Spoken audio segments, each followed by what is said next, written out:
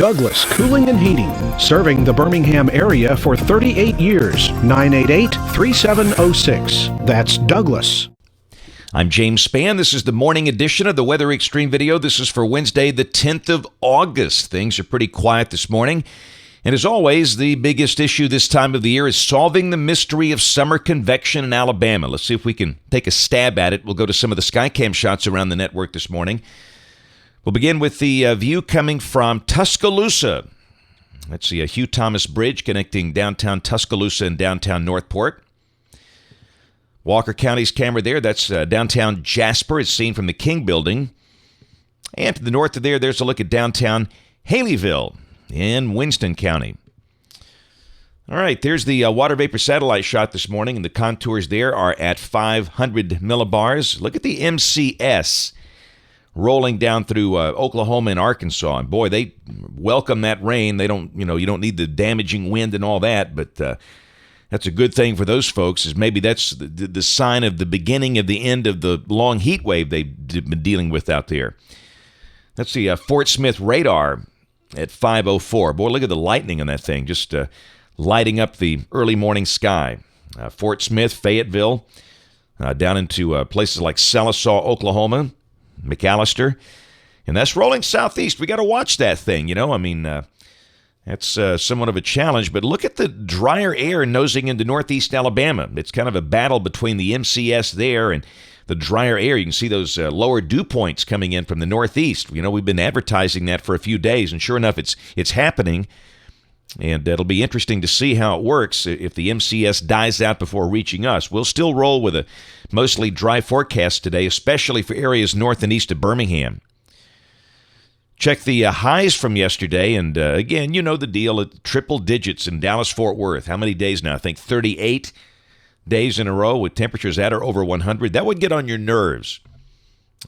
Same thing for Mineral Wells and Abilene and Wichita Falls, Sherman, Denison. That's been the core of the heat. But look at the cool air up north. Look at all those highs in the mid-70s for the northern plains and the Great Lakes. That looks fantastic. New England. Check the watch warning map this morning. Yeah, we've got some severe weather boxes up, including this one. That's for that MCS until 8 o'clock this morning for northwest Arkansas and parts of east Oklahoma. And with that, the guys at SPC have a slight risk of severe weather kind of along the path of the MCS for much of Arkansas into the mid-south, and that clips northwest Alabama. Remains to be seen if that thing holds together, but, they can hold together longer than you think. And again, it's going to be a battle between that incoming MCS from the northwest and the drier air coming in from the northeast.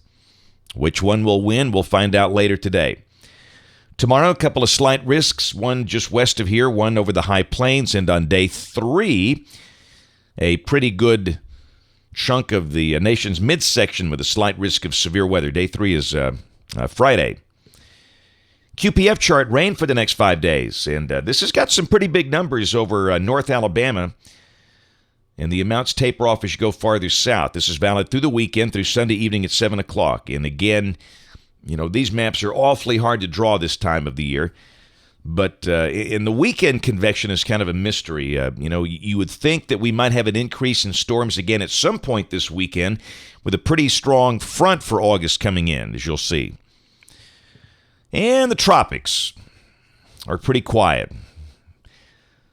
We've got what's left of Emily is out there in the middle of the Atlantic, and a wave is out there southwest of the Cape Verde Islands, but again, nothing to really get your attention. We are beginning to see a little sign in modeling there could be an uptick out there in the next maybe 7 to 15 days from now, as you'll see. And it looks like the models are trying to suggest that it might be initially the systems will be storms that will kind of recurve in the Atlantic, but that remains to be seen. We'll check the GFS. This is the OZ run valid at 7 o'clock this evening. And again, you can see how the ridge is kind of beat down a little bit. There's a vortex north of Memphis, and again, the GFS looks relatively dry. And we'll kind of leave our forecast dry. We got it, partly sunny with a slight chance of a shower today. It all depends on that MCS coming in from Arkansas. If that thing holds together, all bets are off the table. It's just a matter of watching the radar, and unfortunately, that's often the best we can do on summer days in Alabama when it comes to forecasting storms. But again, for now, we'll leave it mostly dry. The humidity will be lower across northeast Alabama today.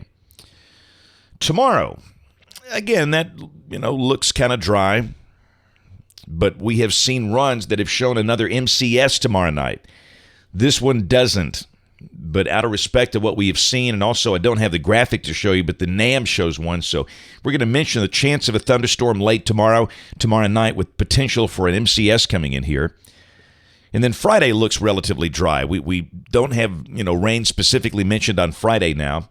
Highs probably low 90s. The GFS Moss is way too hot. And having said that, there's always the chance of an afternoon shower every day, but looks like Friday should be mostly dry. All right, look at the wave coming down on Saturday from the northwest. That's going to carve out a pretty good trough over the east by early next week. And down below that, the GFS continues the idea with the better opportunity of showers and thunderstorms north of here.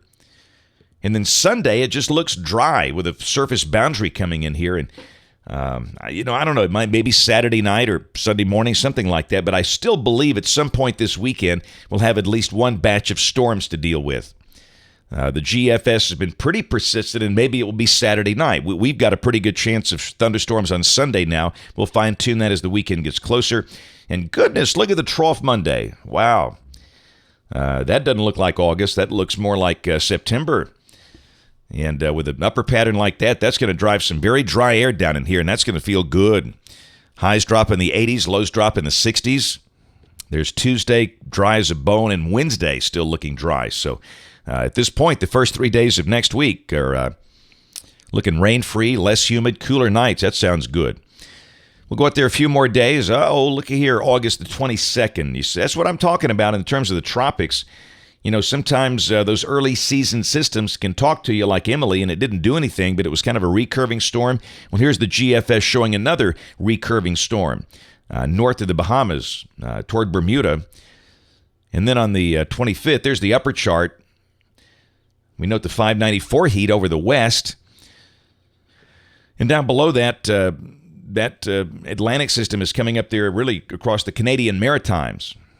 And around here, things are looking pretty quiet. So we just wonder if just maybe this might be a season where most of the active tropical systems will be Atlantic threats and not Gulf threats. We don't know that, just speculation.